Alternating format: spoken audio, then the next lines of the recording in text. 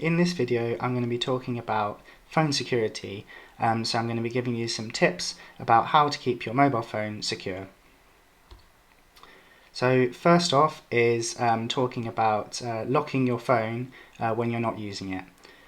So this means that if you lose your phone or if your phone is stolen, somebody can't get into your phone and get your personal information, such as your text messages or your emails or your passwords or anything like that. Now there are a few ways you can do this. The old-fashioned way, if you like, is to use a PIN number, so a 4-digit or a 5-digit number each time you want to open your phone. There's also gestures or patterns where you sort of draw a line, a zigzag shape or something like that, which is hard for people to guess. And both of these methods are pretty good, pretty hard to guess, and therefore keep your phone secure from strangers or thieves. More recently, there's some other methods. So there's fingerprint scan, which are the little fingerprint scanner on the back of a phone, or even face scanning. So these are quite high tech really, but they do come with a lot of the newest phones, and they offer higher security, much harder I guess for people to get in than guessing a PIN number. However, that's not for everyone. Not everyone wants to use fingerprint scanner or anything like that, so they're just going to stick with the PIN number, and that's fine. So to find this, make sure that you go to your phone's settings and you find the security section, and in that, no matter what phone you have, they'll give you the different options to lock your screen. My recommendation is whatever method you choose, make sure you choose one of them, because it's just so much more secure than leaving it unlocked. Moving to the next thing, this is about apps. So apps are great. Apps are some of the best things about mobile phones. But my recommendation is to make sure you only download those apps from what I call safe vendors. So those are the official places to get apps from, which are the Google Play App Store and the App Store, the iOS App Store for if you have an iPhone.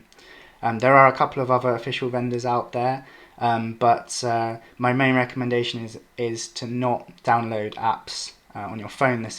Do not download apps from websites, especially websites that you don't know very well, because one thing is that the apps might just not be very good. They might break a lot, but another possibility is that they actually have virus software in there, and things that could harm your phone. So yeah, stick to the official stores. Okay, so my next tip is about public Wi-Fi. So free public Wi-Fi is great. Some coffee shops and things have free Wi-Fi, hospitals and things like that as well.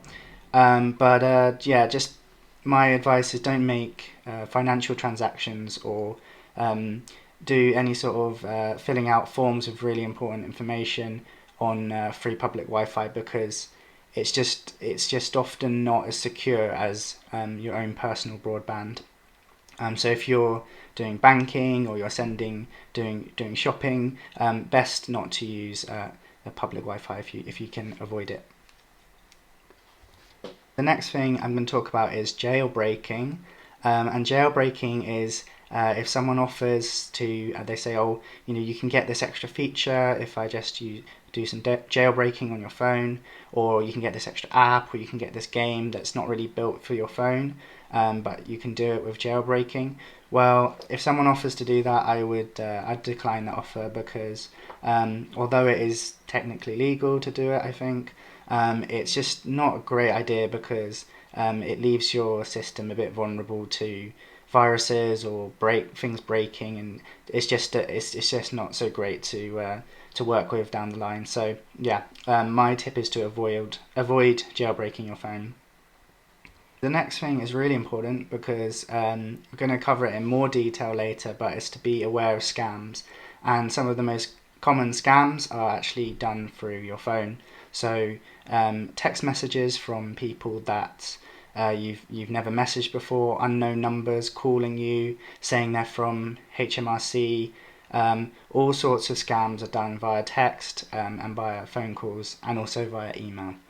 So I'm going to go through this in more detail later, but it's just to be aware, to develop an awareness of, is this a legitimate call, is this a legitimate text? Should I click on this link, for instance? Should I put my details into this form that I've just been sent?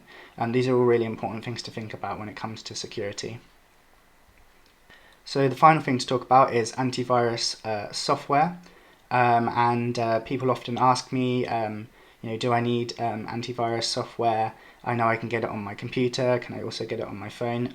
The answer is yes, you can get it on your phone. It's pretty good. You can get there's paid versions, there's free versions. But what they usually do is they have something where they offer a scan option, and they'll scan through your phone through the different folders, the files, the apps, and they'll try and find viruses or try and find problems and try and clean them up. The only problem with the free ones is that sometimes you get adverts with them and they can be annoying. But there's two here that I've listed, AVG and Malwarebytes, which are they're pretty good ones, and they don't have loads and loads of adverts. Although you can pay a little bit more, I think, to get rid of the adverts. Okay, so that leads to the final thing, which is developing a sort of a common sense. So I don't think this is something that everyone starts out with necessarily. You see the pitfalls, you see some scams as you go along the way, and you kind of learn what is legitimate, what is safe. My sort of thing to say basically is that over time you'll develop a kind of sense of what is risky and what is safe, and that kind of requires a little bit of trial and error, but you will definitely get there.